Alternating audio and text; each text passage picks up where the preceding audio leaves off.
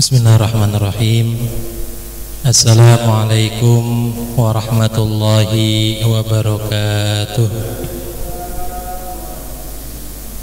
Liridaillahi ta'ala wa li syafaati Rasulillahi sallallahu alaihi wasallam ila hadratin Nabiyil Mustafa Rasulillahi sallallahu alaihi wasallam wa azwajihi wa auladihi wa dzurriyyatihi wa ahli baitihi thumma ila hadrati ikhwanihi minal anbiya'i wal mursalin wal awliya'i wa syuhada'i was salihin was sahabati wat tabi'in wal ulama'il 'amilin wal musannifin wal mukhlisin wa jami'il malaikatil muqarrabin khususan sayyidina Syekh Abdul Qadir Al-Jilani wa sayyidina Syekh Syarif Hidayatillah wa baqiyati awliya'illahi ta'ala inna makanu thumma ila jami' ahlil kubur minal muslimin wal muslimat wal mu'minina wal mu'minat al ahya'i minhum wal amwat min masyarikil ardi ila magharibiha fi barriha wa bahriha khususan ila abaina wa ummahatina wa ajdadina wa jaddatina wa masyayikhina wa masyayikh masyayikhina wa asatidatina wa asatidati asatidatina wa liman ijtama'na hahuna bisababi khususan bagi Nabi Muhammad wa ala alihi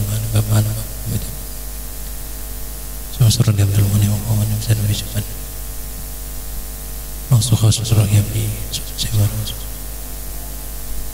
خاصة على من بنى هذا المعهد ومن بنى هذا المسجد ومن بنى هذه القرية ووصولهم وفروعهم وأهل بيتهم شيء لله لهم. الفاتحة. أعوذ بالله من الشيطان الرجيم. بسم الله الرحمن الرحيم. الحمد لله رب العالمين الرحمن الرحيم مالك يوم الدين إياك نعبد وإياك نستعين اهدنا الصراط المستقيم صراط الذين أنعمت عليهم غير المغضوب عليهم ولا الضالين. رب اغفر لنا ولوالدينا آمين. الحمد لله Alhamdulillahi Rabbil Alamin wa bihi nasta'inu ala umuri dunya waddin wassalatu wassalamu ala ashrafil anbiya'i wal mursalin wa ala alihi wa sahbihi ajma'in. Rabbi israh li sadri wa yassir li amri wahlul 'uqdatam min lisani yafqahu qawli, amma ba'd. Alhamdulillah, puji syukur kula panjenengan sami haturaken dumateng Allah Subhanahu wa taala kang sampun nyukani pinten-pinten kenikmatan dumateng kula panjenengan sami, terutami nikmat iman, nikmat Islam, nikmat sehat, lan nikmat kula panjenengan sami saged rawuh saged dugi teng majelis ilmu. Keranten dipun sebataken majelis ilmu niku raudhatun min riyadil jinan. Majelis ilmu niku taman saking taman-tamanipun swarga.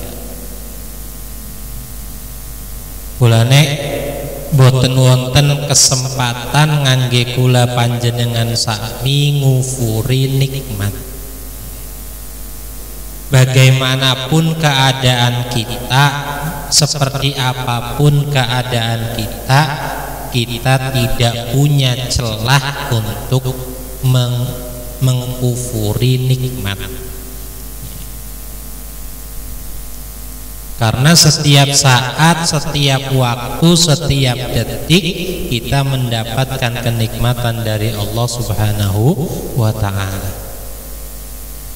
Kita diberi kesempatan untuk bisa bernafas, kita diberi kesempatan untuk bisa makan, untuk bisa minum, untuk bisa berjalan. Itu semuanya merupakan kenikmatan. Dan kenikmatan-kenikmatan tersebut niku kedah sering kula panjenengan sami ya, eling-eling. Karena apa? Karena biasanya kenikmatan yang sudah berjalan terus-menerus itu akan membuat kita lupa.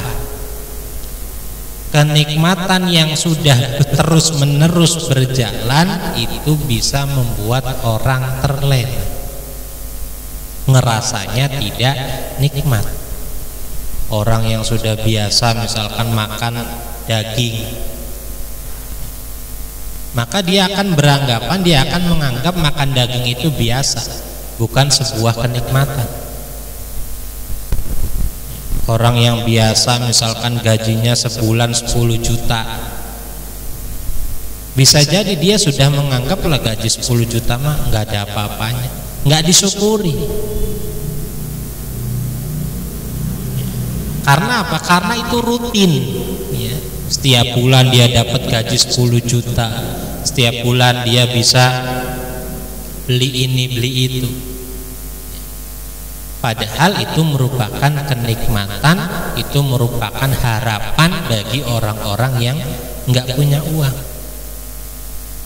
Ya, seperti orang yang bekerja misalkan, aduh mengeluh, kerja capek, ya, keringetan, panas, dia tidak mensyukuri. Padahal kerjaan yang dia kerjakan itu adalah harapan, dambaan, keinginan bagi orang-orang yang sedang mencari kerja.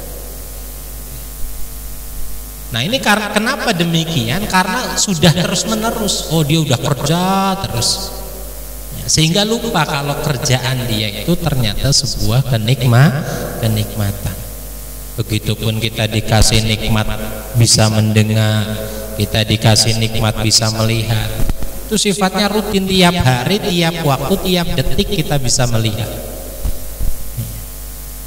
Nah, maka jangan sampai kenikmatan yang rutin ini itu menyebabkan kita tidak menganggap kalau nikmat melihat, nikmat mendengar itu adalah sebuah kenikmatan. Ya, makanya tidak ada kesempatan sedikit pun bagi manusia untuk tidak mensyukuri nikmat.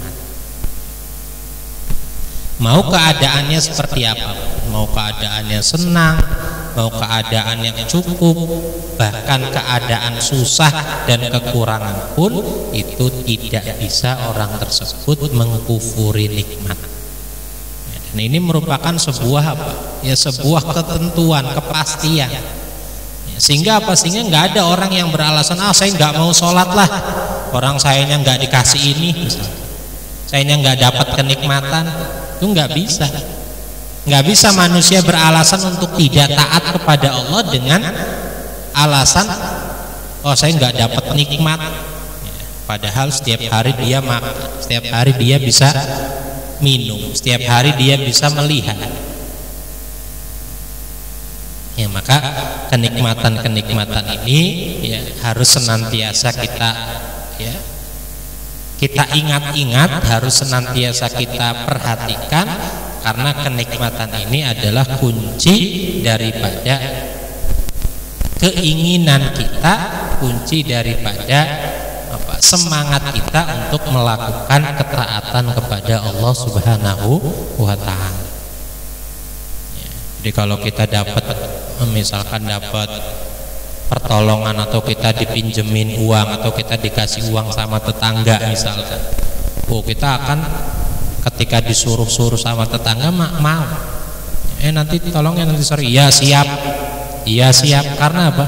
Ya karena dikasih uang, dikasih kenikmatan. Ini dengan mengingat-ingat kenikmatan, semoga kita semua tergolong orang-orang yang bisa bersyukur kepada Allah Subhanahu wa Ta'ala. Amin amin ya rabbal alamin.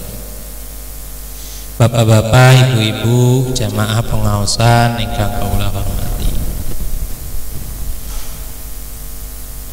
ngelanjutaken tentang kitab At-Targhib wa Tarhib, ya, kitab iming-iming lan amang-amang, ya, kitab motivasi dan ancaman.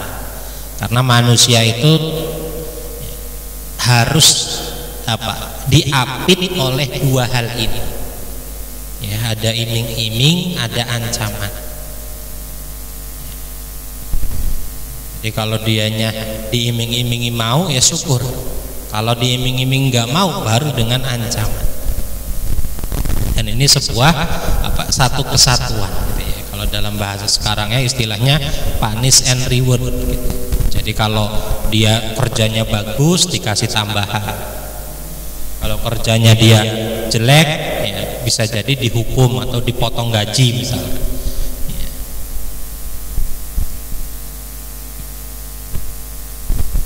yaitu at-targhibu min isti'mali awanid dhahabi wal fiddati. Targhib, ancaman ketika ada orang isti'mali awanid dhahabi wal fiddati, menggunakan barang-barang, menggunakan wadah yang terbuat dari emas ataupun perak. Jadi karena sugihe, saking sugihe, piringnya kula pengen tuku piring sing terbuat dari emas. Nah ini maka hukumnya haram. Ini diancam dalam hadis ini. Ataupun perak. Qala sallallahu alaihi wasallam, Kanjeng Nabi dawuh, innal ladzi ya'kulu aw yashrabu fi aniyatid dhahabi wal fiddati innama yujarjiru fi batnihi nar jahannam. Sapa wong sing mangan wadahe nganggo emas, tapi kan emasnya emas asli. Ya, duduk padu piring warnanya kuning duduk. Nggih. Dedek piring seng oleh dicat warna kuning dedek. Jadi wadahnya memang piringnya saking emas atau gelasnya saking emas. Nah, niki ya mbuh. Kula panjenengan saya pernah ningali apa boten? Ya, masing cilik be regae larang ya Bu ya, apa maning digawe gelas, apa maning digawe piring. Ya bisa-bisa ya sepiring ya ana setengah kilo mah berarti setengah kilo 500 gram, berarti ada segramnya 1.500.000 piringnya. Nah, kenapa diancam oleh Rasulullah Sallallahu Alaihi Wasallam orang yang makan pakai wadah yang terbuat dari emas dan perak keranten niku nyakiti ana wong sing beli duwe, ana wong sing nganggo mangan angel, oli deleng tanggae wis tanggae mangane bae piringe nganggo emas. Maniki sakit. Kula sing mangan bae angel kin tangga malah istilahnya buang-buang duit. Nah niku menyakitkan. Mulane pami capek Habib Ja'far ya. Musik yang diharamkan itu adalah suara gentakan piring dan sendok di tengah-tengah orang yang lapar. Tangga-tanggae kempong, tanggae kelaparan, dheweke damel makan-makan ya. Sing kerungu ning tanggae ya, arep beli rumah yang bu temen ya Bu ya. Kulane Kanjeng Nabi ketika masak-masak ya, oli uape asepe niku nyebar, maka sing ngirup asepe niku kedah angsal kudu oli. Kulane Kanjeng Nabi ngengken banyue diakehna ya, supaya bisa bagi-bagi akeh. Karena apa? Karena tercium oleh tetangga, kecium baunya tapi nggak nyampe barangnya. Nah ini bisa jadi menyakitkan. Ini bisa jadi membuat tetangga tadi merasa disakiti. Nah ini alasannya. Ya, makanya kata Kanjeng Nabi, orang yang makan atau minum dengan wadah emas dan perak, innama yujarjiru fi batnihi nar jahannam. Itu sama dengan orang tadi menaruh bara api atau memenuhi perutnya naro jahannam dengan api neraka. Jadi ibarat orang makan api neraka. Nah ini apa dalam Islam itu ibadah yang tidak kalah penting daripada sholat, daripada puasa, daripada haji dan sebagainya adalah ibadah sosial. Dan ini ya mungkin ya jarang gitu ya, ataupun tidak lebih banyak orang yang melakukan ibadah ini, padahal ini luar biasa ya, ibadah sosial. Nah ini kan ibadah sosial. Kanjeng Nabi ngelarang orang makan dengan wadah emas ataupun perak. Itu kan sosial. Karena apa? Bukan karena dilihat Allah. Ya Allah mah ngelihat emas, ngelihat perak lah apa-apa. Tapi ketika dilihat oleh orang yang membutuhkan, ketika dilihat oleh orang yang kekurangan, nah maka itu bisa menyakitkan. Makanya kita juga nggak boleh cerita kekayaan kita di hadapan orang yang kekurangan. Oh, saya baru dapat ini di depan orang yang lagi memang kekurangan. Ya mending hari cerita toli ya kecipratan mah. Mungkin cerita bae beli kecipratan. Ya, nah itu. Jadi ibadah sosial itu tidak kalah penting dengan ibadah-ibadah yang lain. Ya, dalam sebuah kitab itu dikisahkan seorang yang berhaji, ya, seorang yang akan melaksanakan ibadah haji. Ya, dia udah taruhlah udah dapat kursi, tinggal pelunasan.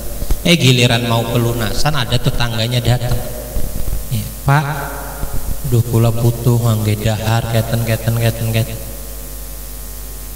anak kula berada sekolah kudu bayaran dan sebagainya. Ya, si yang wow kula munggah ada yatra ngepas niki ngangge pelunasan haji. Ya. Pami boten dibayarakan ya kula boten saged pangkat. Tapi apa akhirnya?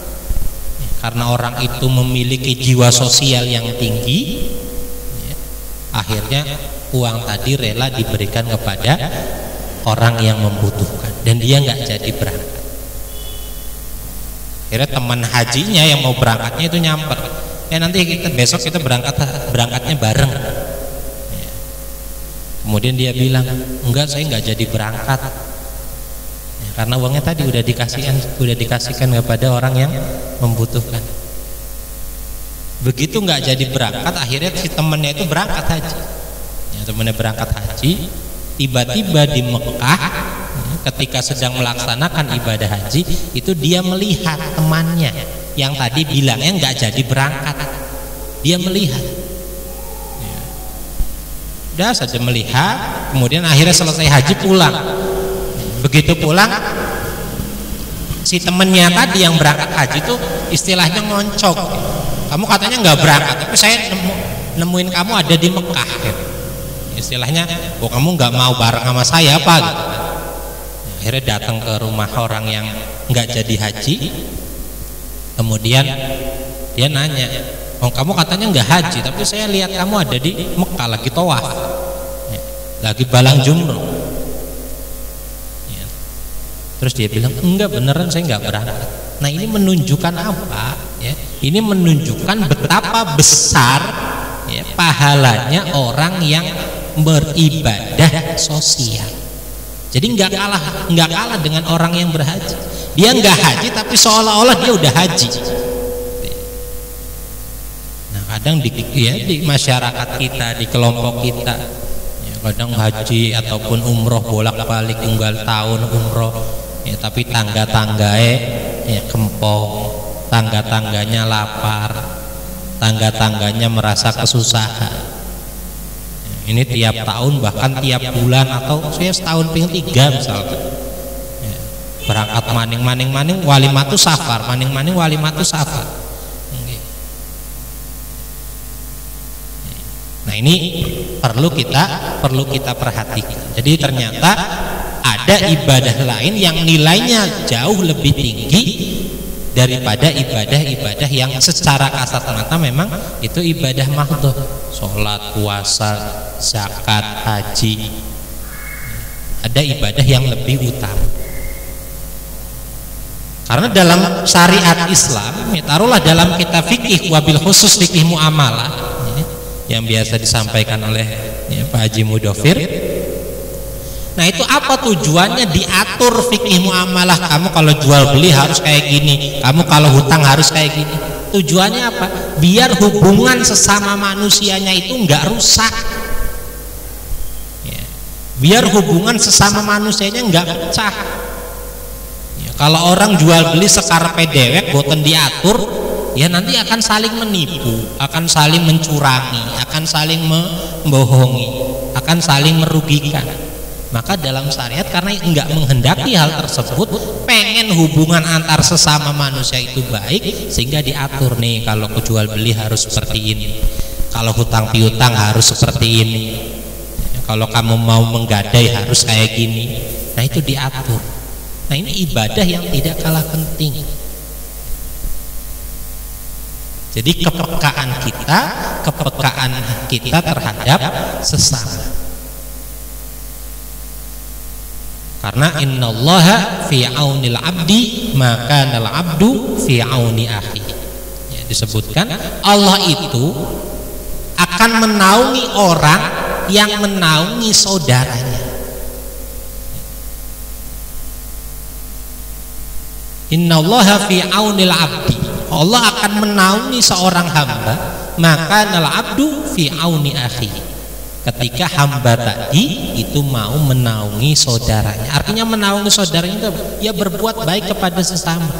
Hubungan sosialnya baik. Oh ini tetangga saya belum makan nih 3 hari misalkan, kemudian dikasih makan. Oh tetangga saya ini butuh ini nih, ketika kita ada kita beri.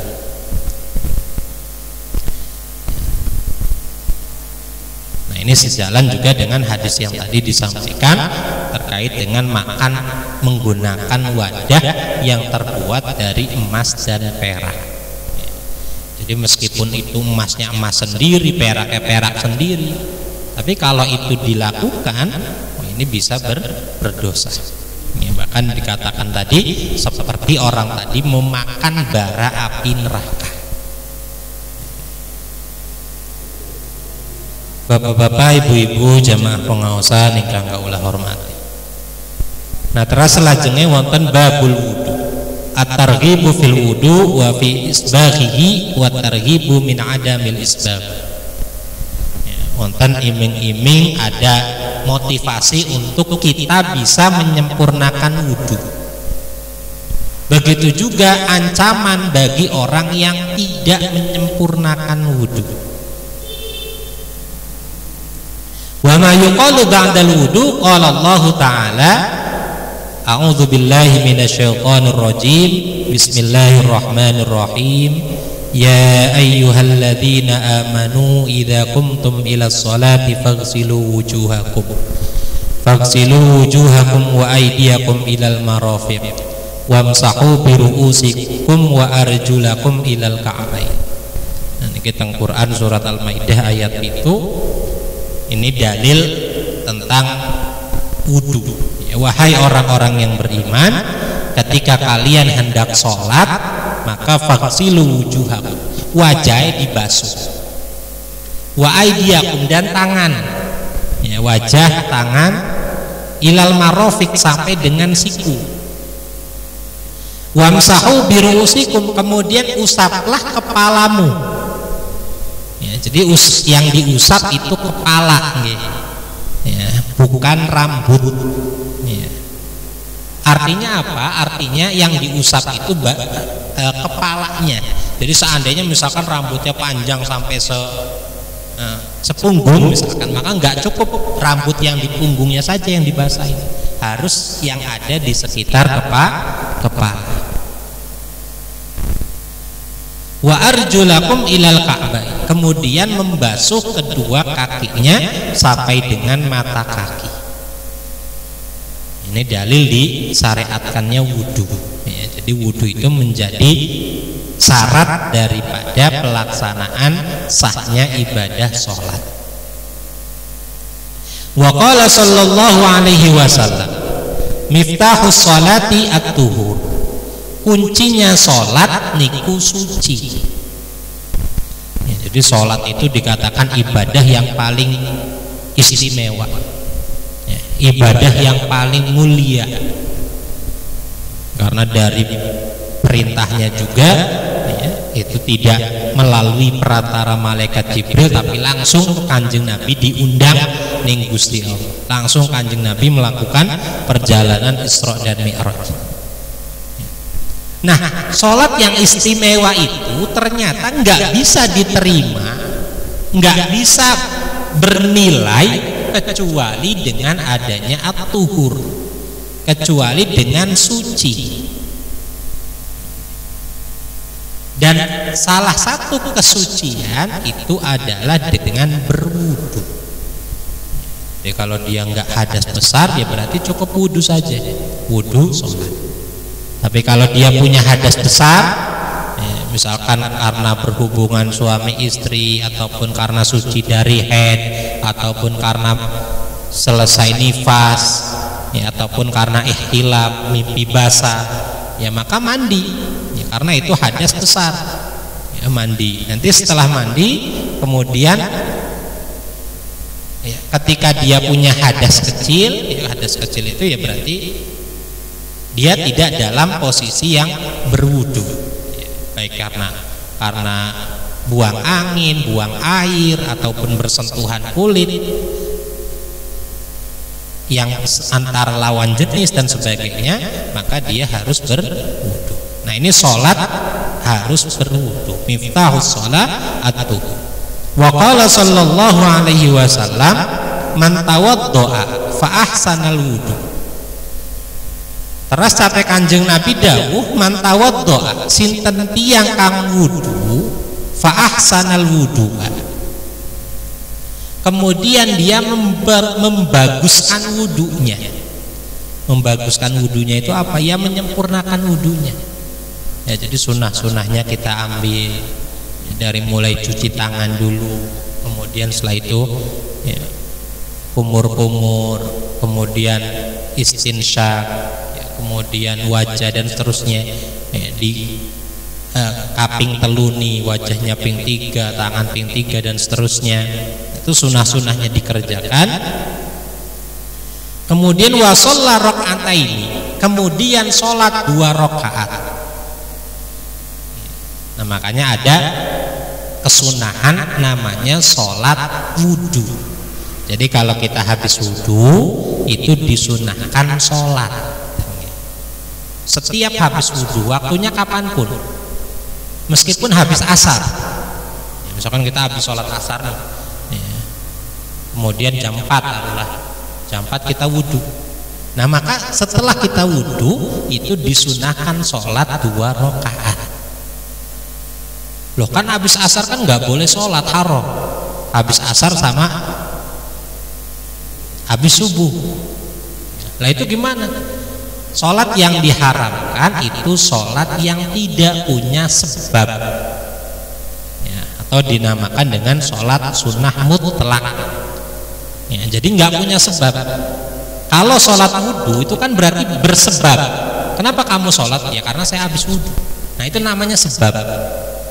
Seperti sholat jenazah, nggak masalah sholat jenazah habis asar. Loh, kan habis asar nggak boleh. Ya ini mah punya sebab. Kenapa adanya sholat jenazah? Karena ada jenazah. Begitu juga sholat sunnah tahiyatul masjid.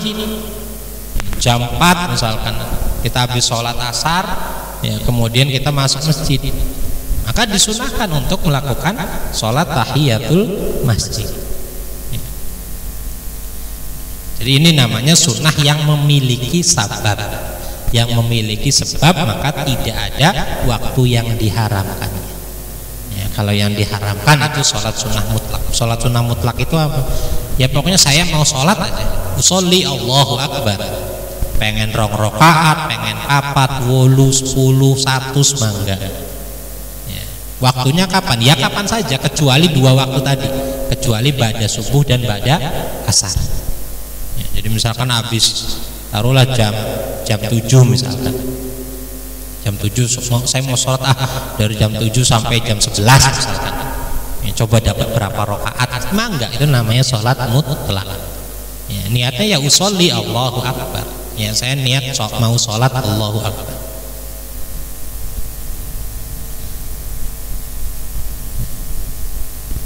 Nah, ini ketika ada orang berwudu, kemudian wudunya dibaguskan, disempurnakan, kemudian dia sholat 2 rakaat, walam yuhaddis nafsahu fihima bisyai'in minad dunya kharaja min dunubihi kayauma waladathu ummu. Nah, kemudian yang mana di antara keduanya walam yuhaddis nafsahu fihima,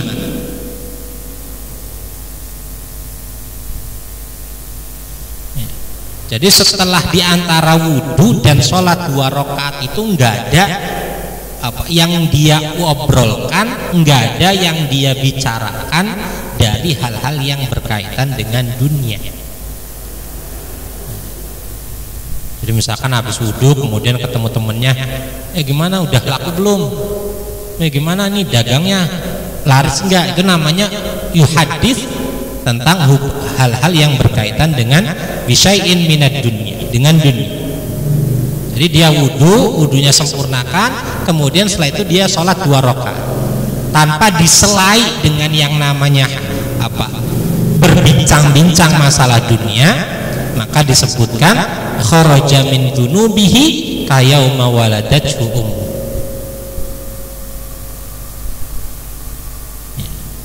Maka kata Kanjeng Nabi, dosa-dosanya orang tadi itu akan hilang.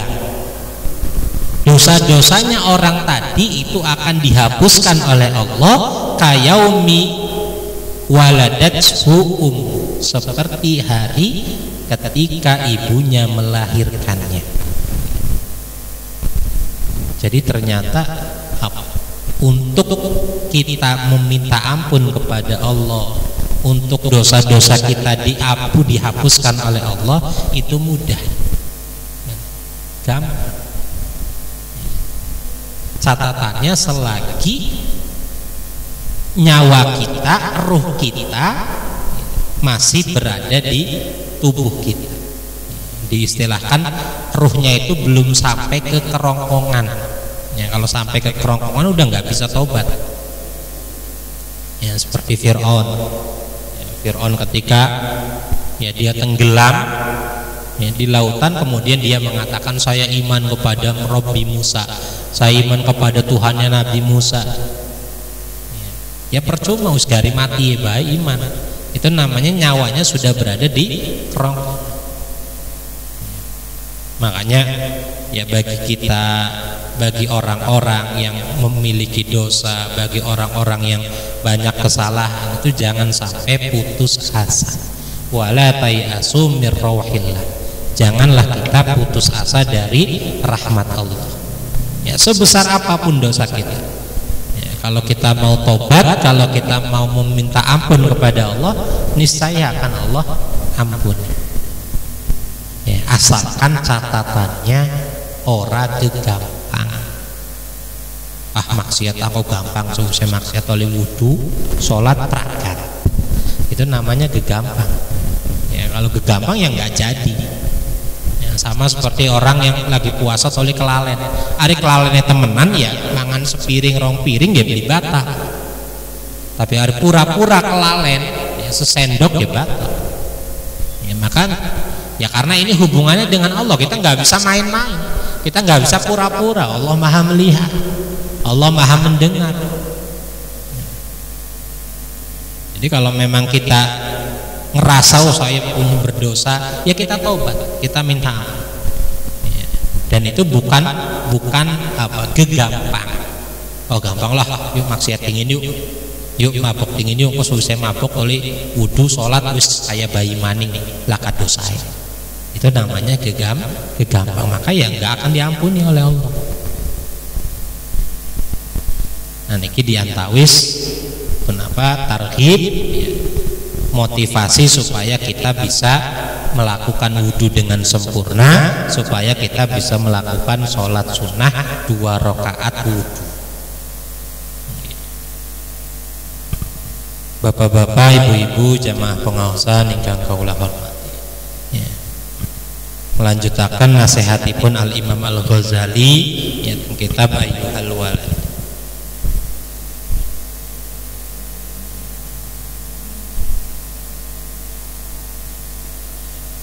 Pada pertemuan sebelumnya telah disampaikan terkait nasihatnya Al-Imam Al-Ghazali, wa ammal arba'atul lati yanbaghi laka an taf'alaha, itu 4 hal yang harus kita kerjakan dari nasihatnya Imam Al-Ghazali. Fal awwalu an taj'ala mu'amalataka ma'allah bihaitsu law 'amala ma'aka biha 'abduk tarda biha minhu. Kata Imam Al-Ghazali, seandainya kita mau bermuamalah dengan Allah, kita mau berhubungan dengan Allah, maka anggap saja atau berhubunganlah dengan Allah, lau amala ma'aka biha abduk tardo biha minni, sebagaimana ketika kita punya, kalau zaman dulu itu hamba, ada budak, perbudakan ya, kalau sekarang ya bawahan lah taruhlah. Ketika bawahan kita, ketika karyawan kita melakukan sesuatu kemudian kita ridho sama dia, maka itu yang harus kita lakukan kepada Allah. Contoh misalkan ketika kita punya karyawan, kemudian karyawan kita jujur, kira-kira senang nggak? Senang. Kita punya karyawan kita kalau disuruh giat langsung cekatan, kita senang nggak sebagai majikan? Senang. Kalau kita punya karyawan, kemudian karyawan kita baik, karyawan kita ramah, karyawan kita tidak sombong, kita sebagai majikan senang. Maka ketika kita bermuamalah dengan Allah, itu pun harus sama seperti itu. Berarti kita harus jujur, kita harus ramah, kita harus cekatan. Kata Allah sholat, kata Allah puasa, kata Allah jangan mencuri. Nah ini namanya kita istilahnya melakukan apa yang hamba kita lakukan ketika kita menjadi majikan, kemudian kita ridho. Wala yadhiku khatiruka alaihi wala tahdhab walladzi la tarda li nafsika min ibadik al-majazi fala tarda aidan lillahi ta'ala wa huwa sayyiduka al-haqiqi. Nah sebaliknya, kalau misalkan ya kita punya karyawannya senangnya bohong, karyawannya kalau disuruh ogah-ogahan, males, nggak cekatan. Nah kita nggak suka dengan karyawan kayak gitu, kita nggak suka dengan pegawai yang seperti itu. Maka itu pun harus kita tinggalkan ketika kita bermuamalah dengan Allah. Artinya kalau Allah suruh sholat ya kita harus langsung sholat, jangan kita ogah-ogahan. Lah nanti lagi lah, besok aja, nanti aja lah kalau udah rada tua. Ya iya, hari sampai tua, hari beli tua pribadi. Ya, jadi yang kita tidak suka terhadap karyawan kita, maka itu pun jangan kita lakukan kepada Allah. Karena Allah adalah sayyiduka al-haqiqi, karena Allah itu majikan kita yang hakiki. Kita punya karyawan aja, karyawan itu bukan hakiki, dikatakan majazi. Majazi itu ya kita sama karyawan itu sebenarnya sama, derajatnya sama ya, cuma gara-gara kita yang ngasih uang, kita yang ngegaji ya, akhirnya kita bisa nyuruh-nyuruh dia. Nah, maka kalau dia berbohong kita nggak suka, dia mencuri kita nggak suka, apalagi kita sebagai hambanya Allah yang hakiki, hamba beneran hamba ya. Ini yang harus kita kerjakan, kata Imam Al-Ghazali. Wasani kullama amilta bin nasi ij'alhu kama tarda li nafsika minhum li'annahu la yakmulu imanu 'abdin hatta yuhibbu li sa'irin nasi ma yuhibbu li nafsi. Kemudian yang kedua yang harus kita kerjakan, kata Imam Al-Ghazali, kullama amilta bin nas, ketika kita bergaul dengan manusia, ketika kula panjenengan sami ya, bergaul ya, bertetangga, maka ij'alhu kama tarda li nafsik,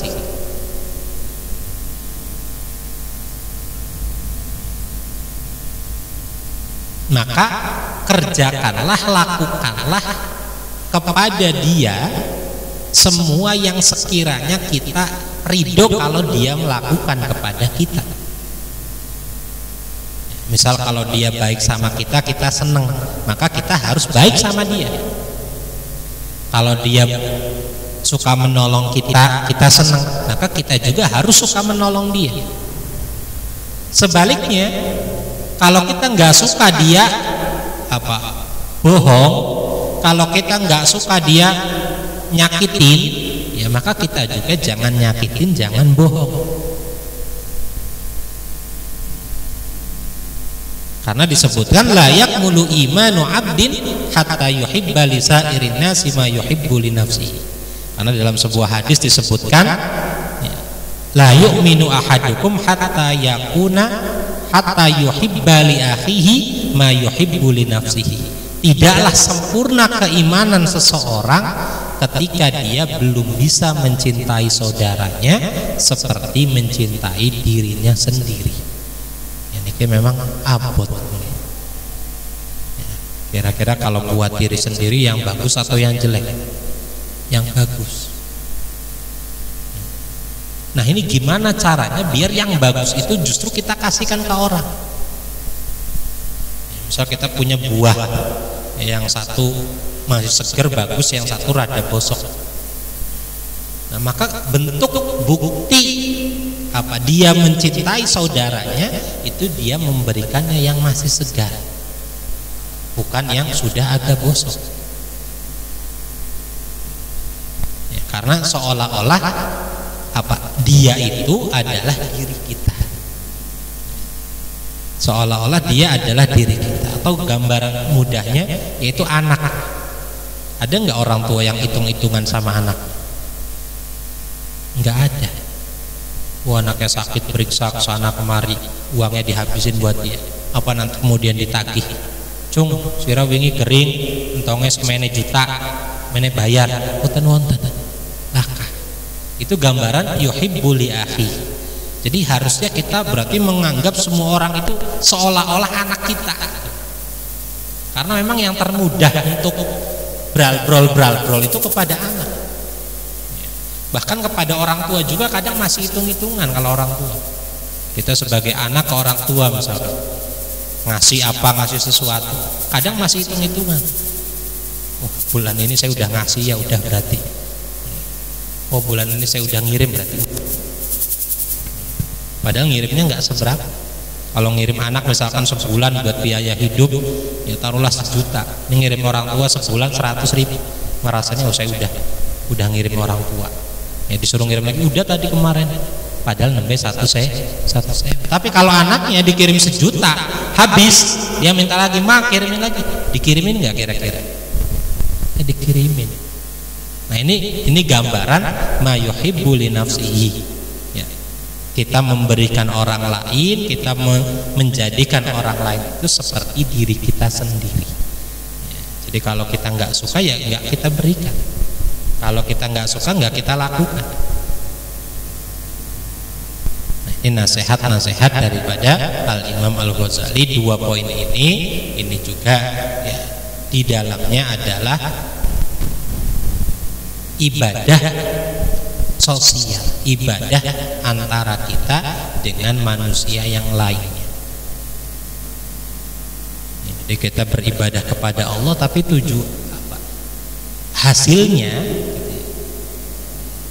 manfaatnya adalah kita hubungan antar sesama manusianya ini menjadi baik. Kita baik kepada Allah, secara otomatis baik juga kepada sesama. Ini buktinya tadi. La yakmulu imanu abdin hatta yuhibba li sa'irin nas.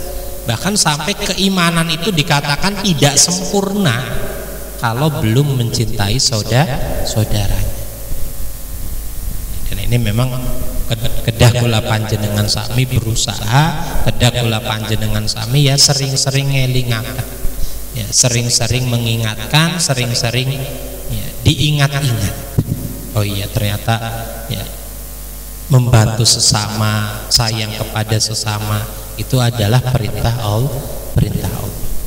Kan dikatakan sampai tidak sempurna kalau kita ibadah, kita sholat, kita puasa, kita zakat, kita haji, tetapi kita nggak pernah memperdulikan tetangga kita nggak pernah memperdulikan orang-orang di sekitar kita nggak pernah memperdulikan ya kerabat-kerabat kita yang membutuhkan dan sebagainya. Ya, sehingga ya, faidah ataupun manfaat daripada kita taat kepada Allah, bukti ketaatan kita kepada Allah itu adalah dengan tambah baiknya kita kepada sesama. Jadi gampang nih Teni, orang ini baik nggak sama Allah, orang ini baik nggak, taat nggak sama Allah. Kalau taat dijamin, ya, dia nggak bakalan mau nyakiti tetangga, dia nggak bakalan mau menghinakan tetangga, menghinakan teman-temannya, dia nggak bakalan mau merendahkan orang lain. Itu bukti ketaatan dia kepada Allah Subhanahu wa ta'ala. Mugi-mugi kula panjenengan sami senantiasa dipun paringi kekuatan, senantiasa dipun paringi petunjuk ngangge saged nglampahi ibadah-ibadah dumateng Gusti Allah. Amin amin ya rabbal alamin. Mangga kula panjenengan sami ndonga. Bismillahirrahmanirrahim. Alhamdulillahirabbil alamin. Hamdan syakirin, hamdan na'imin, hamdan yuwafi ni'amahu wa yukafi mazidah. Ya rabbana lakal hamdu kama yanbaghi li jalali wajhika wa 'azimi sultanik. Allahumma shalli wa sallim ala sayyidina Muhammad salatan tunjina biha min jami'il ahwali wal afat wa taqdi lana biha jami'al hajat wa tutahhiruna biha min jami'i sayyi'at wa tarfa'una biha indaka 'ala darajat wa tuballighuna biha aqsal ghayat min jami'il khairati fil hayati wa ba'dal mamat. Allahumma inna na'udzu bika min an nusyrika bika syai'an na'lamu wa nastaghfiruka lima la na'lamu. Allahumma inna na'udzu bika minal hammi wal hazan wa na'udzu bika minal ajzi wal kasal wa na'udzu bika minal jubni wal bukhl wa na'udzu bika min ghalabatid daini wa qahrir rijal. Rabbana ighfir lana wa liwalidayna warhamhuma kama rabbayana shaghira. Rabbana ighfir lana wa li ikhwanina alladhina sabaquna bil iman wa la taj'al fi qulubina ghillan lil ladzina amanu. Rabbana innaka ra'ufur rahim. Allahumma afina fi abdanina, Allahumma afina fi asma'ina, Allahumma afina fi absarina, innaka antas samiul alim. Allahumma shfi anta syafi la shifaa illa shifaa'uk, shifaan tamman shifaan ajilan shifaan la yughadiru saqama. Rabbana dhallamna anfusana wa in lam taghfir lana wa tarhamna lanakunanna minal khasirin. Allahumma ij'alna wa auladana wa dhurriyyatana wa talamidana min ahli ilmi wa ahli khair wa min ahli al-Qur'an wa min ahli salah wa min ahli zakah wa la taj'alna wa iyyahum min ahli syarri wa ahli dhair innaka ala kulli syai'in qadir. Allahumma khtim lana bi sa'adati ajalana, Allahumma khtim lana bi husnil khatimah bi rahmatikal wasi'ati ya arhamar rahimin. Allahumma tawaffana muslimin wa alhiqna bis salihin wa ahsyurna ma'al muqarrabin wa akhiru da'wana alhamdulillahi rabbil alamin. Al-Fatihah. A'udzu billahi minasyaitonir rajim. Bismillahirrahmanirrahim.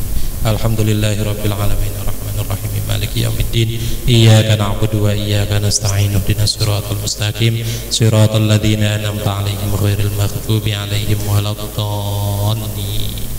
Kirang langkung panyuwun ngapunten ingkang kathah. Naudzubillahi min qaulin bila amalin. Wassalamualaikum warahmatullahi wabarakatuh.